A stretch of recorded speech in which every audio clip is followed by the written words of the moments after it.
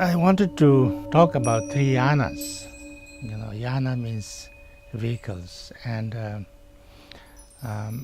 all the teachings of the Buddha in the world. Of course, Buddha have given very many different type of teachings, and he himself said that he gave 84,000 different possible practices because the people are different, so therefore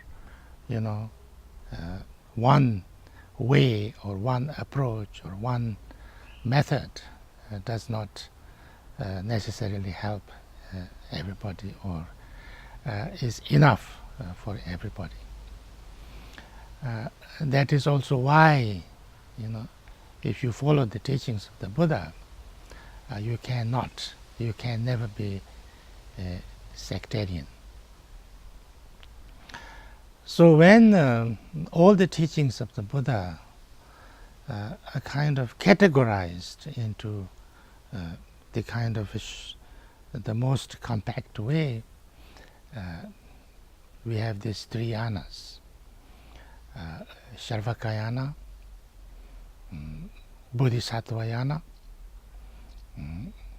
and Vajrayana.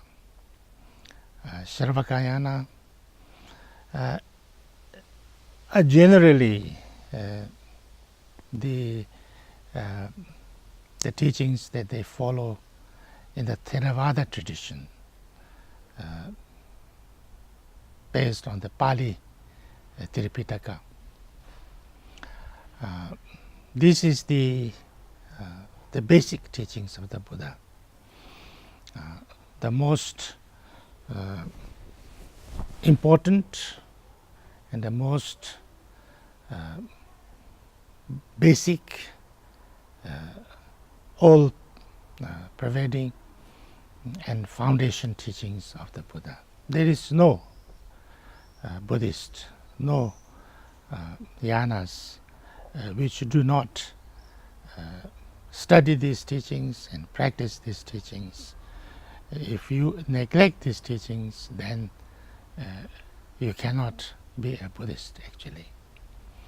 So these are the most common, most basic, most foundational, most important teachings of all, like Four Noble Truths, Eightfold Paths, Vinaya, and all these teachings include in the Sarvakayana. Then comes the Mahayana. Sometimes we call that Mahayana, but sometimes mainly it's Bodhisattvayana. Now these teachings of the Buddha, like there are many sutras on that, like Prajnaparamita Sutras, then Lotus Sutras, and many other different kind of sutras, which are the teachings on the Bodhisattvayana. And these teachings are mainly held and practiced by what we call Mahayana schools, which are taught in China, Japan, Korea, Vietnam. There are many countries which follow what we call the Mahayana teachings or Bodhisattvayana. And what is different between the Mahayana and or the Bodhisattvayana and the Sarvakayana is this, that in the Sarvakayana teachings we have many stories about the Buddha, and there Buddha is always referred to as a bodhisattva. Buddha, before he becomes the Buddha, is always referred to as Bodhisattva. And there are lots of Jataka stories of the previous lives of the Buddha, where he was also referred to as the Bodhisattva. But it is not very clearly and extensively explained whether anybody can become a Bodhisattva, or if you want to become a Bodhisattva, then what are the practices, what are the trainings, what are the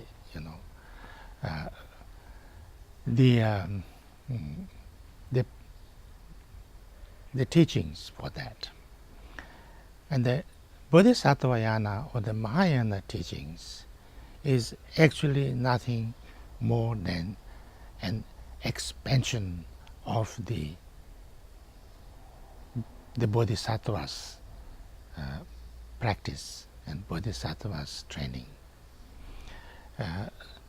So the explanation of a Bodhisattva and how to become a Bodhisattva, how to generate the Bodhisattva's attitude, which is called bodhicitta, and how to practice that through 6 paramitas and things like that. That's the Mahayana or the Bodhisattvayana teachings. So therefore, the Mahayana or the Bodhisattva teachings are actually it's not something not mentioned, or not something that is totally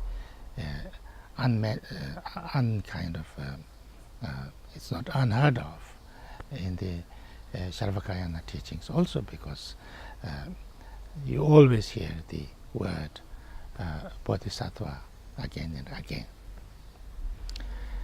And then we have the third one, which is called sometimes Vajrayana. These teachings are the teachings of what we call Tantras. And again, this Vajrayana teachings is something that must have the basis of both Bodhisattvayana teachings and Sarvakayana teachings. Without these both, there is no Vajrayana. It's very important to understand that there is no Vajrayana without the practice and understanding of Bodhisattva, as well as the Sarvakayana teachings and practice. A Vajrayana practitioner must study and must have some practice of Sarvakayana. Vajrayana practitioner must study and must actually have the practice and the teachings and actual experience of Bodhisattva. Without that, there is no Vajrayana. So what is the special about Vajrayana? Now, in the Bodhisattvayana teachings, there is lots of mention and also some explanation of what we call Buddha nature. And this is this Buddha nature. How can one directly access to this Buddha nature? How can one actually,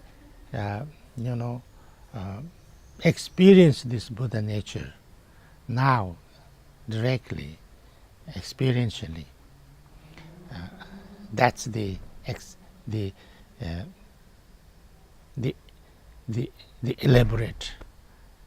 elaborate methods and explanations and experiential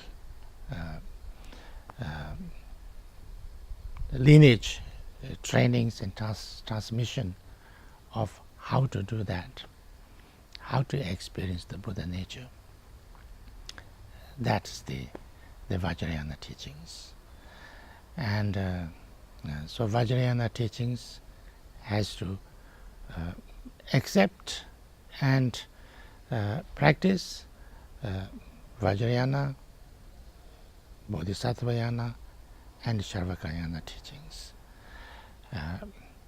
And Mahayana or the Bodhisattvayana teachings must also have the foundation of Charvakayana teachings.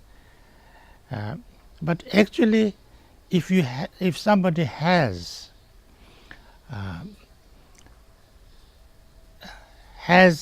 some understanding and some teachings on like Bodhisattvayana teachings, then if you read a sutra from Charvakayana, although there will be not the words or the terms, but you will find all the Mahayana teachings and Bodhisattvayana teachings in the Charvakayana sutras also. And if somebody has some teachings and some understanding of Vajrayana teachings, then he or she would find this in the sutras of Mahayana and in the sutras of Charvakayana the same understanding and same approach of the Vajrayana too. Although the special terms used there will not be found.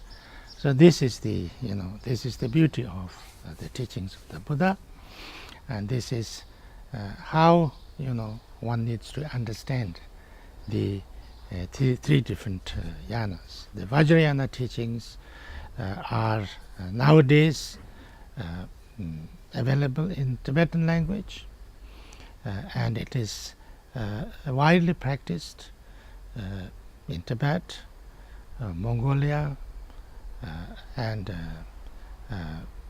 the Himalayan regions of India, Nepal, Bhutan, etc. And now, of course, it's taught at different parts of the world as well, and it's being spread to all over the world through Tibetan Buddhism. So that's the three yanas. I think one needs to understand these three yanas not as totally separate teachings, but as kind of as a whole teaching, and it's not something that